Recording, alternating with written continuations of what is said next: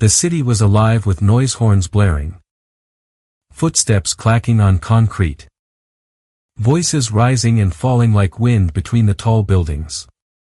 Winter had come early, painting the streets with a soft breath of frost. But on the terrace of an upscale cafe in downtown Manhattan, time seemed to move differently.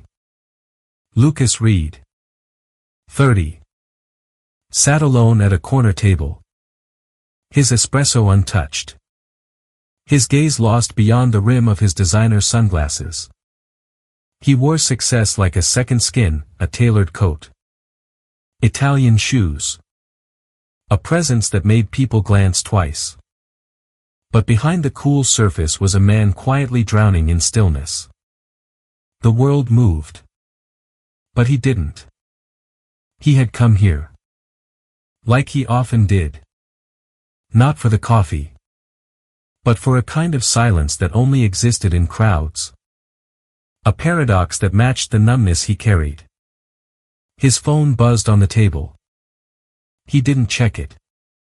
Then a voice, small, trembling, unfamiliar, broke through the cocoon. "Please, sir. Just $10. Lucas blinked. Then looked down. A little boy, no older than 4, stood at his feet. His coat was too thin for the weather. His sneakers 2 sizes too big. In one small hand, he clutched a torn rag. In the other, nothing. Just emptiness. "I'll shine your shoes," the boy said, trying to sound brave. "I don't need more. Just enough to buy bread for my mom." Lucas didn't speak right away. He looked at the boy with a kind of detached curiosity, as if trying to decide if this was real or a performance. His shoes, shined that morning, reflected the boy's desperate eyes. "Where is your mom?" Lucas asked finally. His voice flat, unreadable. The boy hesitated, then pointed across the street. "She's over there. She hasn't eaten in 2 days."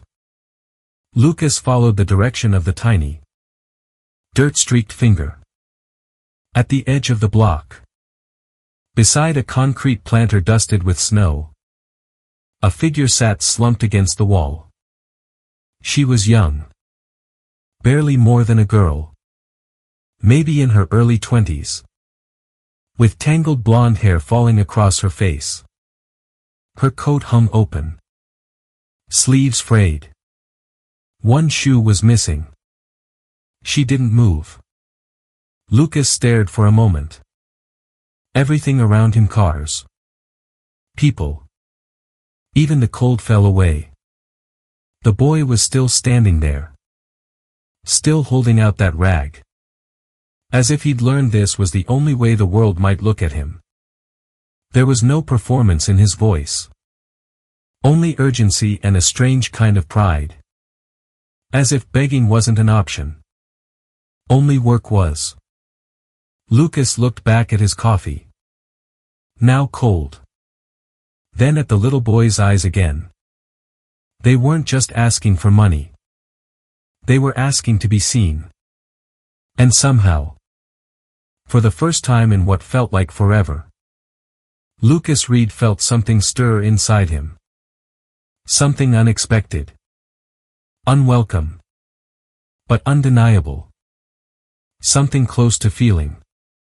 Lucas had seen poverty before on TV screens. In annual reports. Through car windows, but it had always felt distant. Now, it had a face. A trembling voice. A cloth clutched in tiny fingers. And a woman collapsed under the weight of quiet sacrifice. Without a word, Lucas followed the boy, whose name he learned was Eli. Across the street. The boy moved quickly. Despite the cold and his worn-out shoes. Around them, The city buzzed. Horns honked. Couples laughed. People passed by with coffee cups, unaware that a few steps away, life and dignity were unraveling. They reached the corner. There she was, slumped against a stone wall, bundled in layers that barely resembled clothing. Her head was bowed. A young woman barely more than a girl. Her blonde hair tangled and her lips pale. Lucas stopped cold. For a moment, he wondered if she was breathing. "Mommy," Eli whispered, dropping to her side. "I found someone." Lucas stepped closer, cautious. The woman didn't stir. Her knees were scraped, her skin ghostly. He watched for her chest to rise and finally saw it faint. But there. "Alice," Eli murmured, stroking her arm. "Mommy. Wake up. He's nice.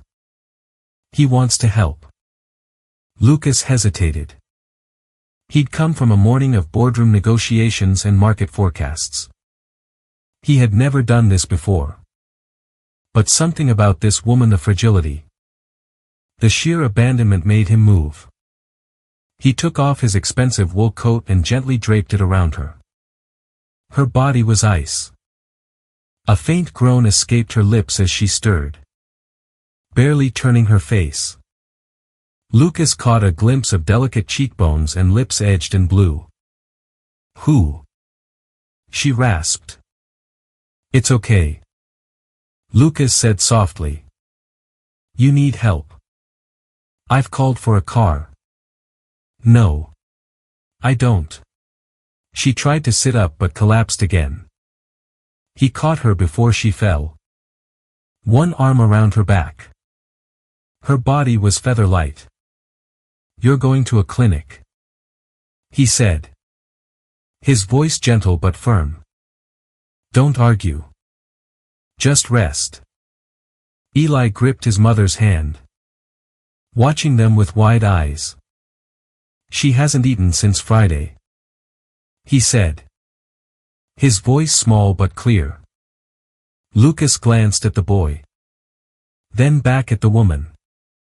"Alice." The boy had called her.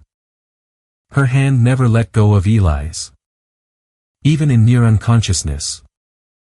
Her grip was firm, not desperate, but protective. A yellow cab pulled up.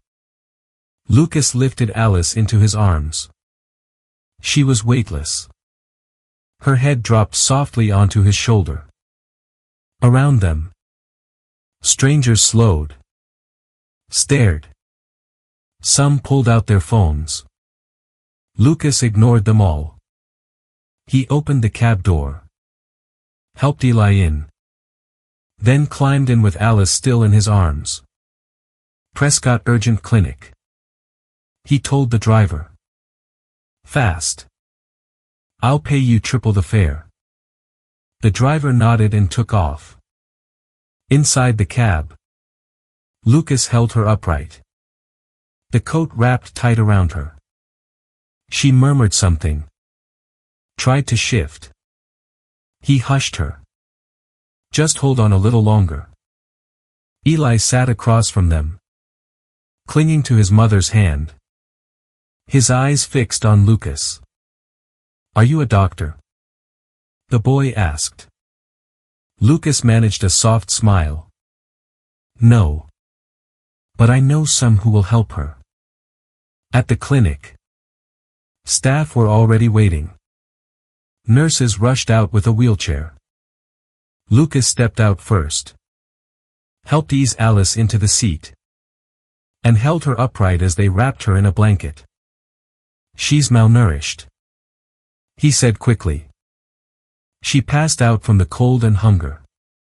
The boys 4. "Check him." 2. Inside, the warm air hit them like a wave. People turned as Alice was wheeled in.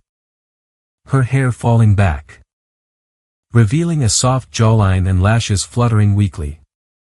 Lucas stayed close to Eli, one hand on his small shoulder.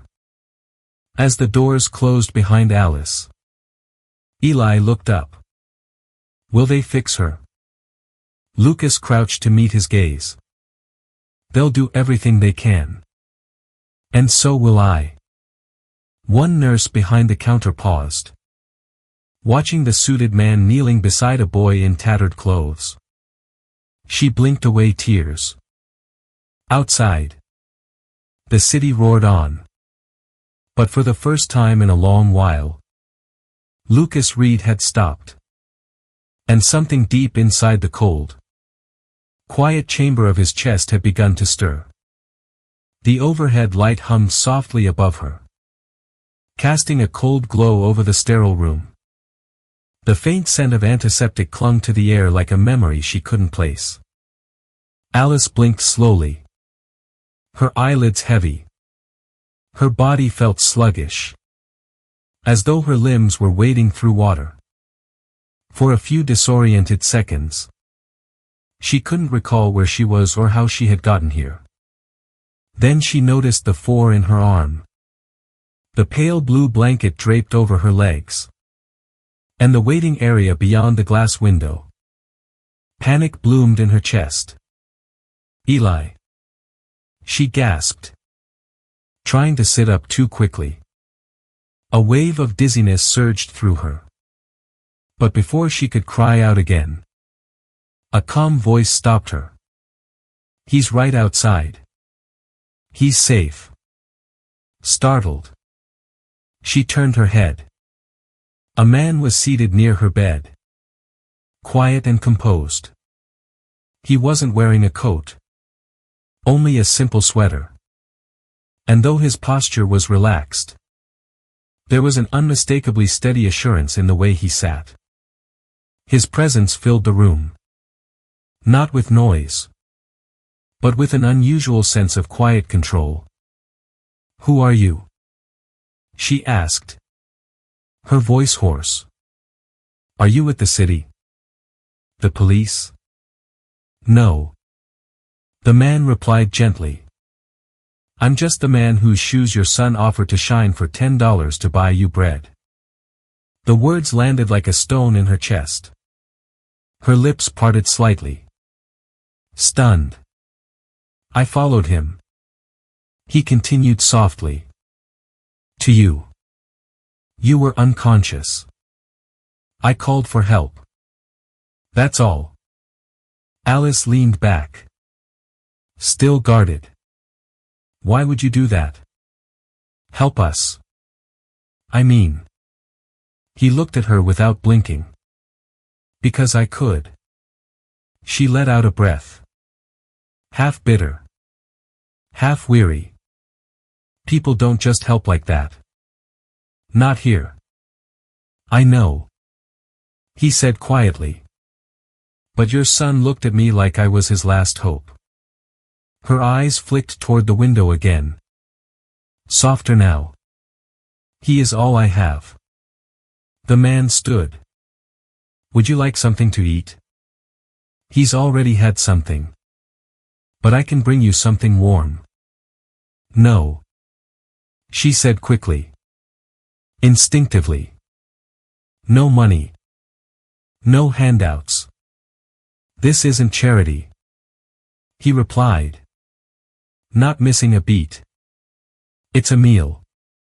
You nearly didn't wake up. She looked down, shame rising like heat in her face. We hadn't eaten in 2 days.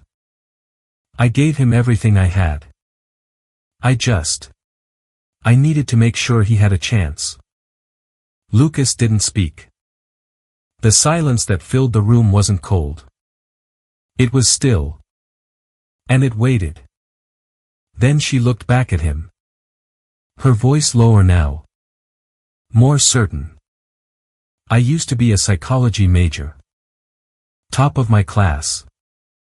I had this dream of opening a center for kids who'd been through trauma. I even interned at a crisis shelter. I was going to make a difference. He tilted his head slightly, as if he could already see the version of her she was describing. What happened? He asked gently. Her lips quivered. I fell in love. He was older. Said all the right things. Made me believe in a future. When I told him I was pregnant, he vanished. Just gone. She swallowed hard. And when I told my parents, they didn't even get angry. They just looked at me like I was a disgrace. Said I had ruined everything.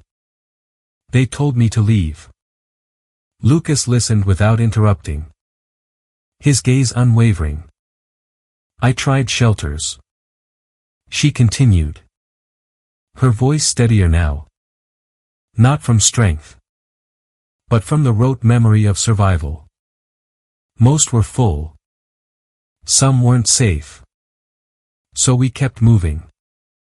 I took whatever jobs I could find, cleaning houses, folding laundry. Some nights we slept in church pews. Some nights on train station benches with him curled up in my coat. She looked down at her hands. But I always told myself, just one more day. One more dollar. If Eli was safe. If he had something in his belly and a warm hand to hold. Then it was enough. Lucas's chest ached. This woman, pale and trembling beneath hospital lights, radiated a strength that humbled him more than any executive he'd ever met. I'm sorry, he said at last, his voice low. She gave a small, weary smile. Don't be. You didn't put us here. No. He agreed. But I've spent a long time walking past people like you. Maybe it's time I stopped. Just then, the door creaked open and Eli stepped inside. A small paper bag clutched in his hands. His face lit up the second he saw her. Mommy. They gave me bread. Real bread. He hurried over, climbed onto the bed, and wrapped his arms tightly around her. Alice flinched slightly from the pain but drew him close, burying her face in his hair. You saved me some, she whispered. He nodded proudly, opening the bag to reveal half a sandwich. I saved the best piece for you. She took the bread, her eyes never leaving his face. But as she raised it to her lips, her hand began to shake. A quiet sob escaped, and she turned her face away as tears slipped down her cheeks.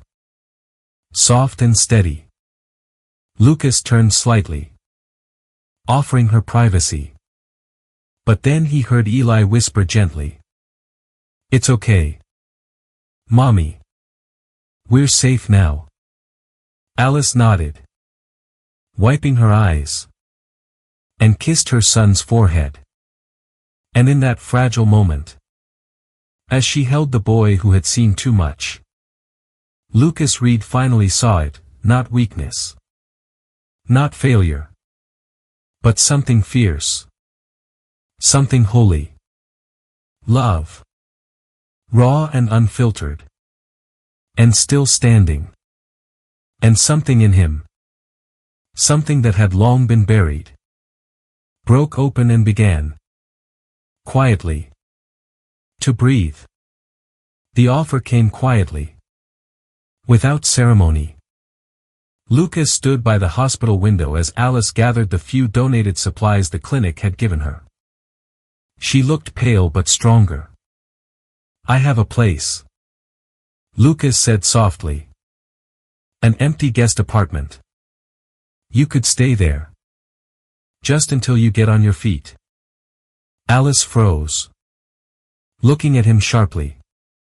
We'll be fine. We always are. I know you will be, Lucas said calmly. But your son deserves a warm bed to sleep in while you figure out your next step. No strings attached. Just a roof. She hesitated. The pride in her posture softening. She looked at Eli. Then back at Lucas. Only for a few days. She said. Just until I find something. Lucas nodded. As long as you need. The apartment was on the top floor of a high-rise in Midtown Modern. Minimalist. Unused for months. It had 2 bedrooms. A kitchen he had already stocked with groceries. And a wide window that looked out over the sparkling city skyline. Alice had never stepped foot in a place like it. This is too much. She whispered. We don't belong here. Lucas placed a set of keys on the counter. You do now. At least for a while. That night, Lucas returned to his own penthouse. Just 3 floors up. But he did not sleep. He stood by his window, staring into the dark. As memories he had buried for years began to surface. Her name had been Claire. She was a writer. A dreamer. They had met by accident in a bookstore and had never spent a day apart after. He had promised her everything.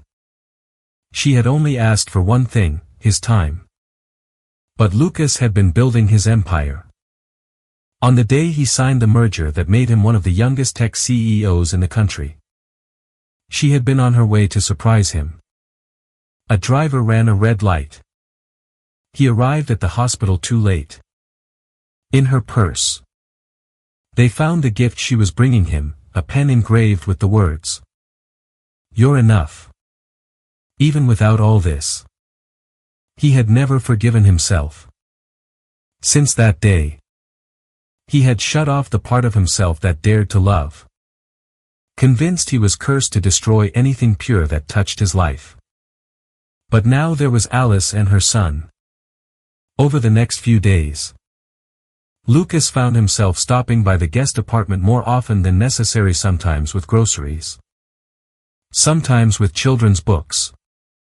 Sometimes just to hear Eli's laugh echo through the high ceilings. Alice remained guarded. But slowly, they began to share small parts of their lives over cups of tea and quiet moments when Eli was asleep. One evening, Lucas returned from a late meeting and stopped by. The door was ajar. He stepped inside quietly and heard laughter, light. Melodic. Unfiltered. Eli was on the floor.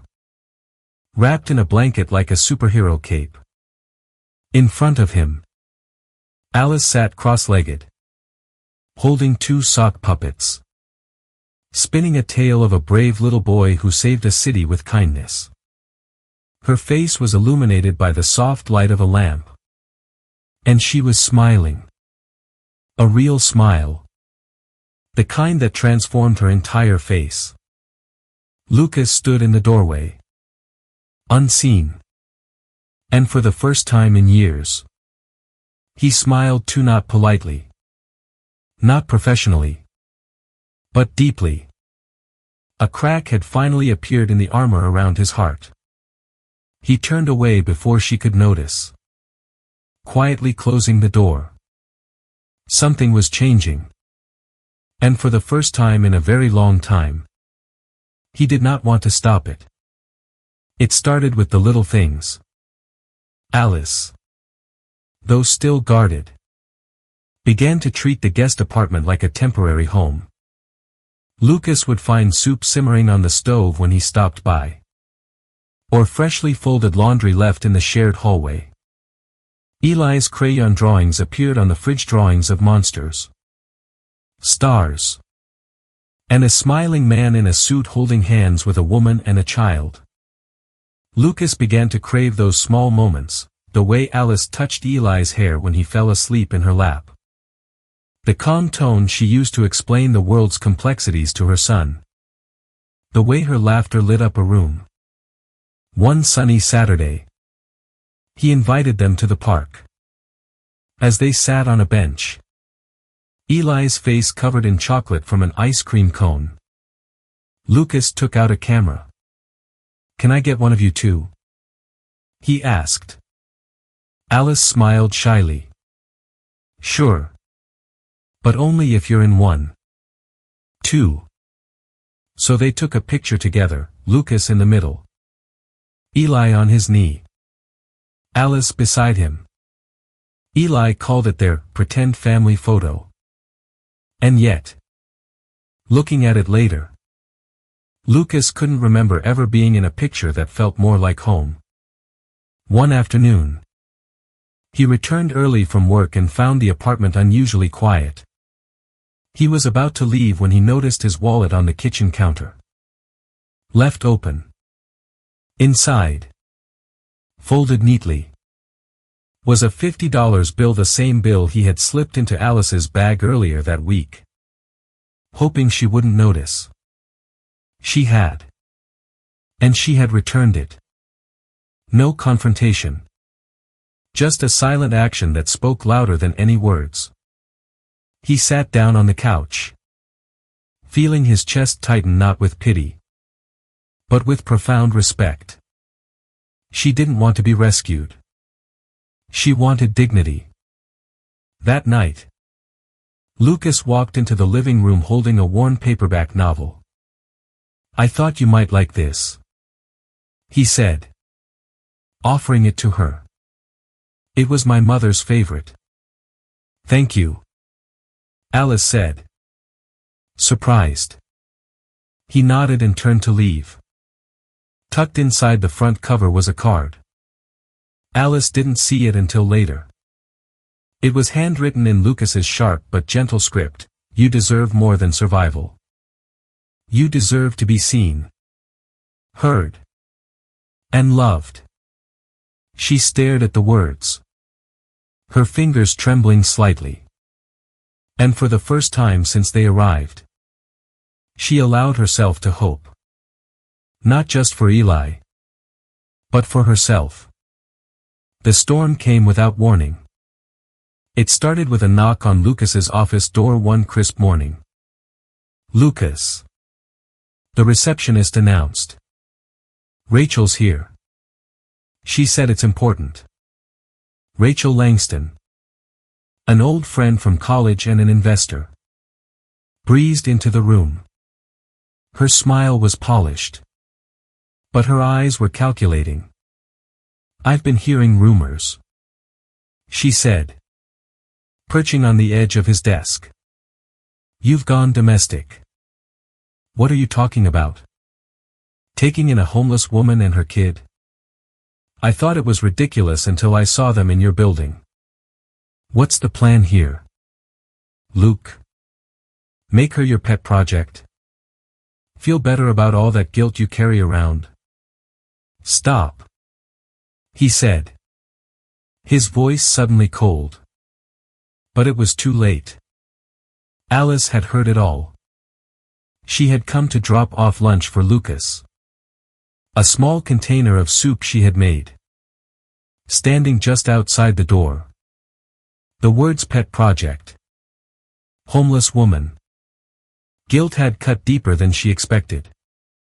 She left the container on the reception table and walked out without a sound. Back in the apartment, she packed quickly, her movements methodical and numb. She wrote a note, her handwriting small and neat, and placed it on the kitchen counter. "Thank you for saving us. But I don't belong in your world. Mommy. Are we leaving again?" Eli asked, clutching his teddy bear. She nodded. "Just for a little while, sweetheart." Rain had begun to fall as they stepped out of the building. Lucas returned hours later, eager to tell Alice about a new community outreach project he wanted her to lead. But the apartment was too quiet. He saw the note. He read it once, then again, and the breath left his body. He sat still for a full minute, his mind refusing to accept it. Then he moved. He grabbed his coat and bolted out the door, his heart pounding. The rain was relentless, soaking him within seconds as he ran down the street, calling her name. He checked the subway, the bus stop, the bakery where Eli liked the muffins. Nothing. Finally, at the edge of a park, he spotted them, two small silhouettes huddled beneath the arch of a bridge. Alice sat holding Eli close, her wet hair clinging to her face. Lucas stopped, his heart in his throat. She looked up. Their eyes met. And for the first time in his life, Lucas Reed, the man of deals and precision, had no words, just pain and a desperate, silent plea. Alice stood slowly, shielding Eli. Lucas took a step forward, then another. Finally, in the pouring rain, he whispered, "Please, don't go." Rain streamed from the edges of the old awning, beneath the narrow shelter of a closed flower shop. Alice sat curled against the wall, her arms wrapped tightly around a shivering, sleeping Eli. The sound of hurried footsteps splashing through puddles made her flinch. Lucas emerged through the rain, breathless and soaked. He dropped to his knees just outside the shelter, his tailored coat ruined, his hair plastered to his forehead. He knelt lower, his face level with hers, and his voice cracked through the sound of the storm.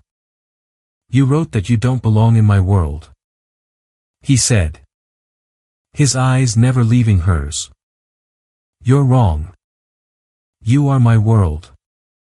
The words shattered something in her.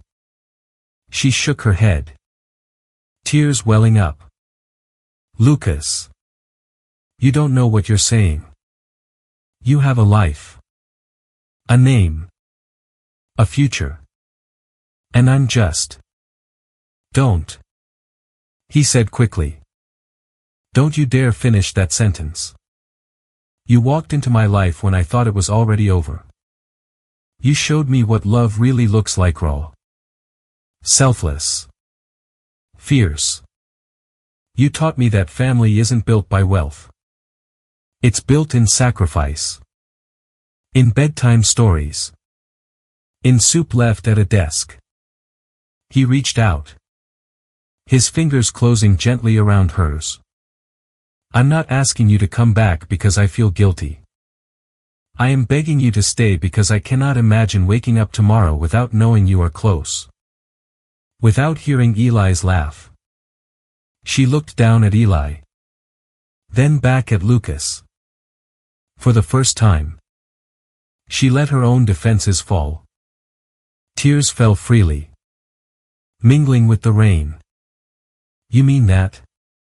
she whispered. Lucas nodded, leaning forward until his forehead rested against hers. He wrapped his arms around them both. She did not resist. In the heart of a city that never stopped moving, in the middle of a storm, they had finally found home. 6 months later, winter had returned to the city. But this time, it felt different.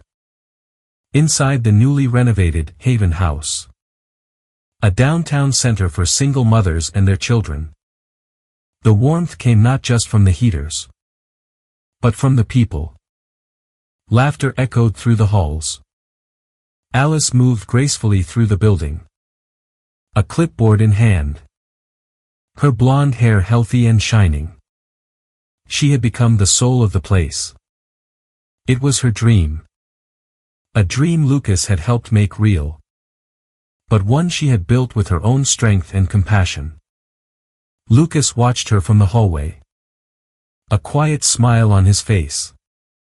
At 3 p.m., Eli's voice rang out. "Mommy." He ran into Alice's arms. His cheeks pink from the cold. His smile wide and unshakable. Lucas walked in behind him. Coat dusted with snowflakes. He leaned down and kissed Alice's cheek, taking her hand in his. That evening, their small apartment cozy, lived in, and filled with the beautiful chaos of a real life, was aglow with light. A few close friends from the center had gathered for dinner. At the end of the meal, Lucas stood. "I don't have a speech," he said, his voice steady but laced with emotion. "But I do have something I've wanted to say for a long time." The room fell quiet.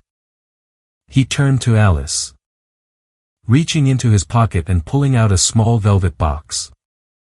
Her breath caught as he opened it to reveal a simple, elegant ring. He knelt on one knee. "You once asked me for $10 to survive," he said softly. His eyes locked on hers. "Now, I'm asking you to let me spend every day of my life building a home with you. Will you marry me, Alice?" Alice covered her mouth, tears of joy welling in her eyes. She nodded, unable to speak, as Eli clapped and shouted, "Say yes, Mommy." She laughed through her tears. "Yes. 1,000 times. Yes." The room erupted in applause. But Lucas and Alice only saw each other. Later that night, as snow fell gently outside, they went for a walk. Eli skipped between them, holding their hands tightly. They passed the cafe where it all began, the same sidewalk, the same corner. But it was no longer just a city street. It was the sacred ground where a boy's courage, a mother's sacrifice, and a stranger's broken heart had collided to create something none of them expected, a family. And as they walked on, hand in hand, their laughter rising into the crisp night air, one thing was certain. Winter had returned. But for the first time in a very long time, it didn't feel cold at all. Sometimes, it only takes a simple act of kindness. $10 Pluto changed the course of 3 lives forever. The story of Lucas, Alice, and little Eli reminds us that no matter how cold the world may seem, love has a way of finding its way back in through sacrifice, healing, and the beauty of second chances. If this story touched your heart, imagine what the next one will do. Subscribe to Soul Stirring Stories for more true-to-life tales of love, resilience, and the quiet moments that change everything. And don't forget to like, comment, and share, because someone out there may just need a story like this to believe again. We'll see you in the next one.